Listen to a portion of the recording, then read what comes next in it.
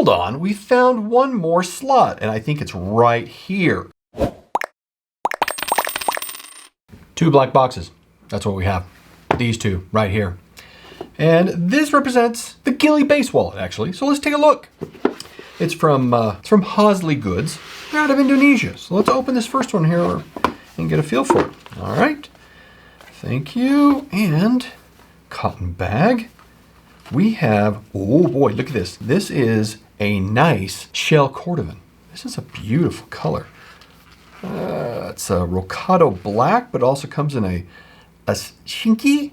Yeah, it's a shinky whiskey color in shell. Really nice. So let's see what we've got in the other box right here. Similar style of opening, box, nice welcome card, cotton bag, and what do we have? Okay, let's get these out of the way. And this is a Pueblo. Oh, nice Pueblo green. I kind of like this color quite a bit. A lot of other colors to choose from, apparently. And so we have both a shell and a Pueblo to look at today. Now, do you love shell cordovan? I do. This is fantastic. And if you've never experienced it, waste no time. Go and do that now. Let's start with, actually, let's go with a Pueblo. It's a little easier to see than the black. So what we've got here is an external card slot right here in the back. We like this quick access card slot. There is a thumb push here, which is quite nice. And we've got a security flap here in the front. It keeps the contents in, and oh, look what goes on there. We'll get to that. And it has 2 interior card slots. We have one here in the back, one here in the front, and finally, we've got a cash slot right here. This is cash slot for folding currency once, and that's not a bad thing. And we will talk about each of these. Let's look at the sewing really quick. It's a nice thing to do. You can see we've got it lined up really well. No concerns there. We've got some creasing that's going on. We'll talk a little bit about that. But overall, I really kind of like how this wallet comes together. It measures 4 by 3 by 0.4, and it weighs 1.5 ounces or 42 grams. Now let's hit our favorite part of the review.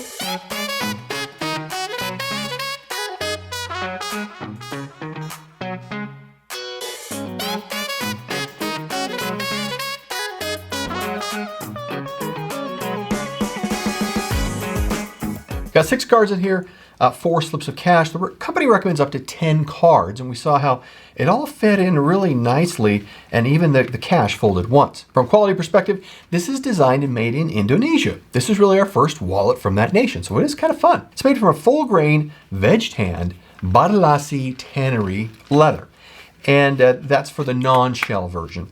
And it really is, I mean, oh man, it smells so good. Yeah, it's just, you know, if you haven't smelled leather in a good leather wallet, you really need to do that.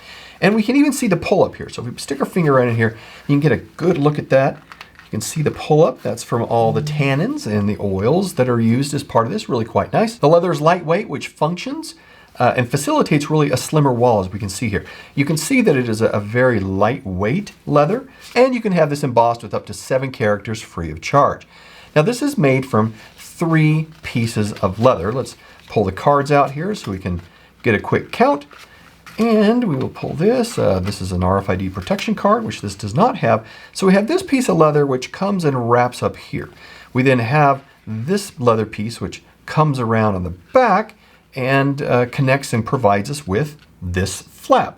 Then the third piece is this intermediate, and this is what provides a level of organization between the back piece and the front piece. Well, it's the same piece here, but it gives you a level of organization, which is quite nice. Now, if we compare this to the shell version, it doesn't have that third piece of leather here and separates it.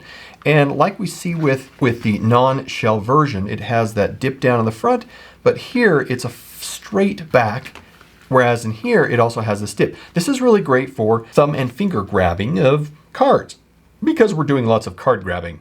And we can see really well on this wallet, and it's on all the wallets, nice reinforcement and sewing that goes on all the stress areas, something you'd expect. And there is some securing of, you can see that right down here, that little sewn loop there. We have the same thing with what we have on the Pueblo. It's a little stitch right there, one on each side. Helps keep things together and prevents the wallet from just kind of flowing apart.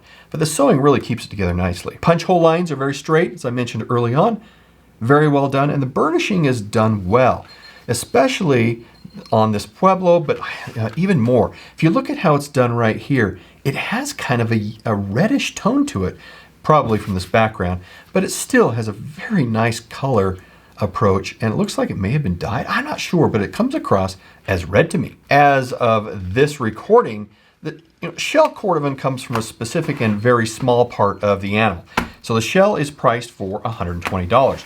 But for the Pueblo, which is a fine leather in and of itself, it's priced for $36. That's amazing. Now there are some interesting aspects to this wallet, so let's walk through how we'll use it. Now looking at the front of the wallet, we see how the flap vectors inward on both sides. We have curved ends that facilitate tucking right here, both sides. That really helps that. It also provides a design interest. Now, hold on, we found one more slot, and I think it's right here. While this is a flap that protects, it's not advertised, but honestly, this works very, very well. As we've seen with other wallets with a tuck flap in the front just like this, it provides another quick access slot for cards. And I really like this potential. When you have enough in here, you can really grab it from here or from the back, it's fine.